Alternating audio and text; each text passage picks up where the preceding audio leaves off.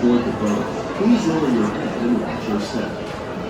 For your safety, remain seated with your hands, arms, feet, and legs inside the boat at all times.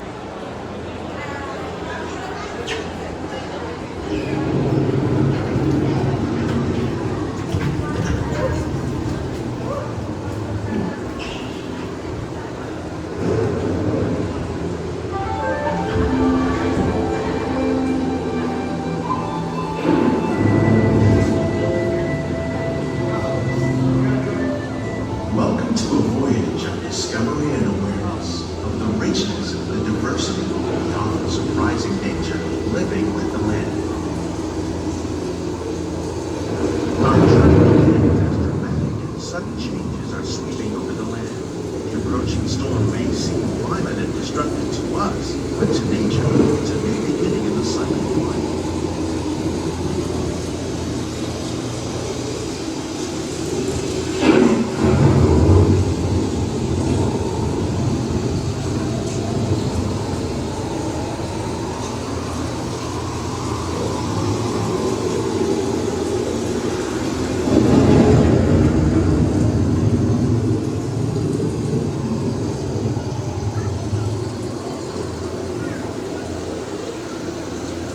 The surface of the land, roots trap water from the flowing mud, extracting precious nutrients and minerals.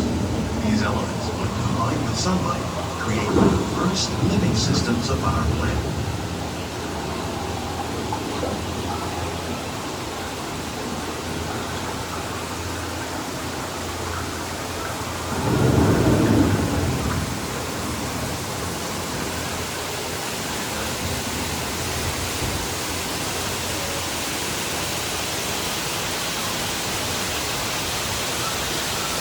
One of those living systems is the rainforest, home to the most amazing concentration of life on our planet. These dense and beautiful forests cover only a tiny portion of the Earth's surface, but they contain more than half of its plant and animal species. Rainforests are also extremely rich and productive living systems, providing us with oxygen, food, medicines, and other elements essential to our lives.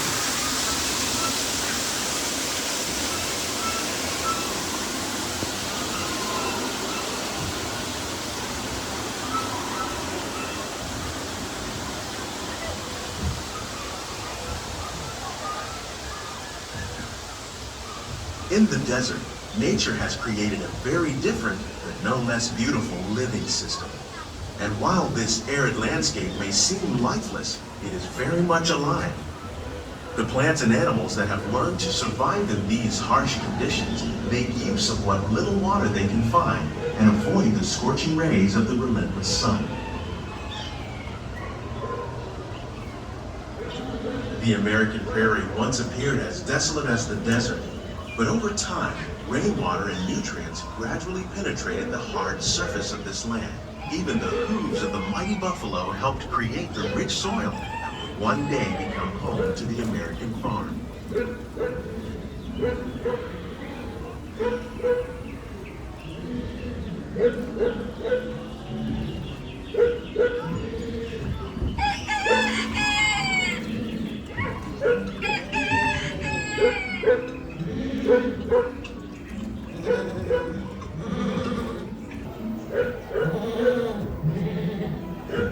Of all the forces at work on the land, humans have had one of the most profound effects. The need to produce food for a growing world led to the enormous use and sometimes overuse of the land. In our search for more efficient ways to grow food, we often fail to realize the impact of our methods.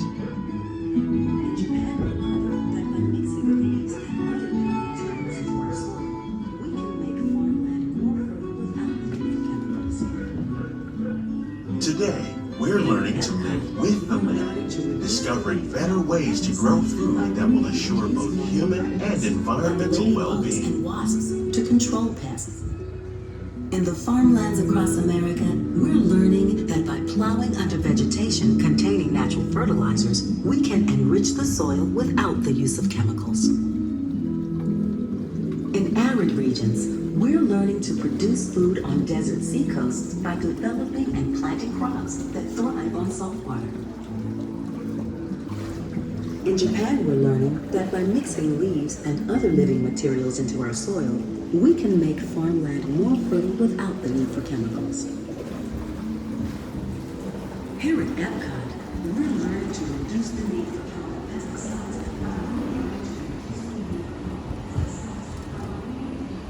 How will we meet tomorrow's growing needs for food production, yet still respect the needs of the land?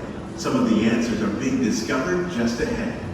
To help us maintain these carefully controlled ecosystems, and for your safety, please remain seated in your boat at all times.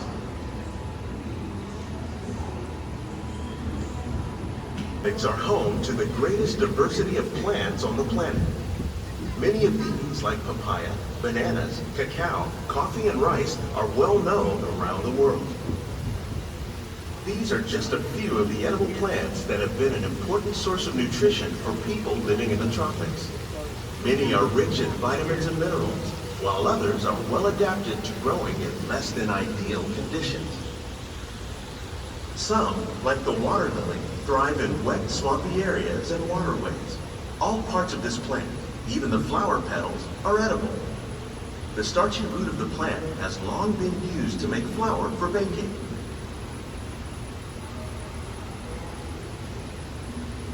One day, many of these lesser-known tropical plants may be as important as the bananas growing on both sides of the boat. More than 28 million tons of bananas are eaten annually, making it the most popular fruit in the world.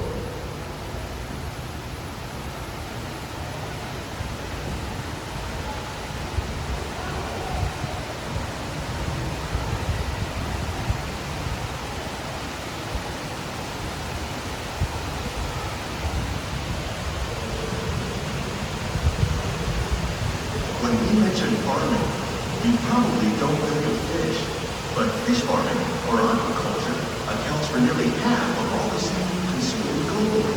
Tilapia, bass, and catfish, like the ones you see here, are three of the more popular crops raised by fish farmers. The sustainable system we're using here recycles the water in the tanks. As a result, we're able to save millions of gallons each year. Our small fish farm produces nearly 5,000 pounds of fish each year to serve in restaurants around Walt Disney World. Innovations like this one can play an important role in our efforts to produce bountiful harvests and still protect natural resources.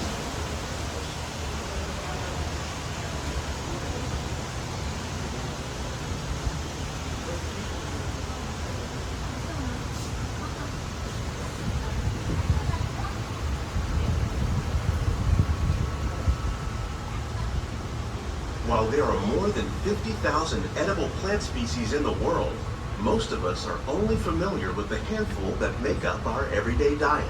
The common grains growing here, wheat, maize, sorghum, and millet, plus rice, account for nearly 2/3 of our global food consumption. Learning how to increase yields of these staples is an important goal of research around the world.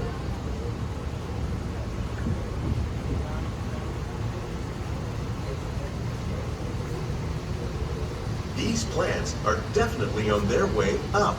Innovative growing techniques like these increase yields while more efficiently using resources like water, fertilizer, and pesticides. Another innovation at work here is our integrated pest management program. By populating our greenhouses with beneficial insects that prey on harmful pests like aphids and flies, we are significantly reducing our reliance on conventional pesticides. We're growing these crops using our nutrient film system. This technique precisely controls and recycles water and nutrients. With it, we can produce over 27,000 heads of lettuce a year in this one small area.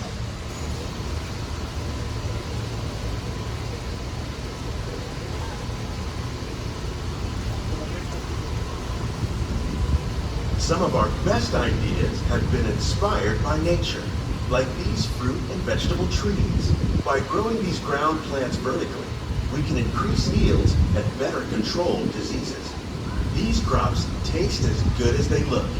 In fact, we serve more than 15 tons of produce from our greenhouses in restaurants here at the land every year.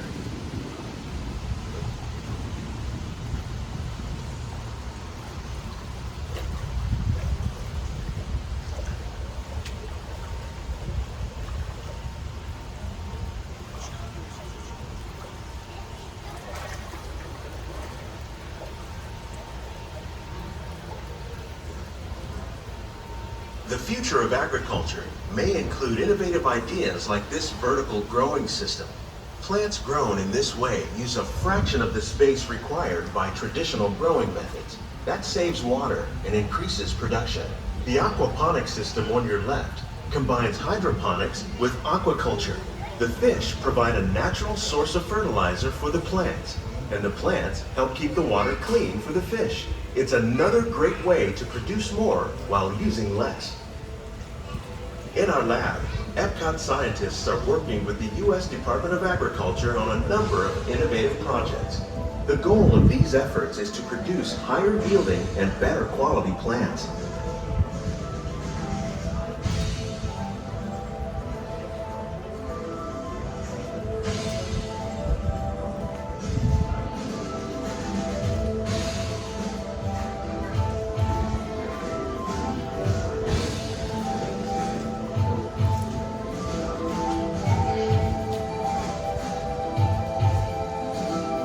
These greenhouses represent just a fraction of the work being done worldwide to produce bountiful harvests for our growing population.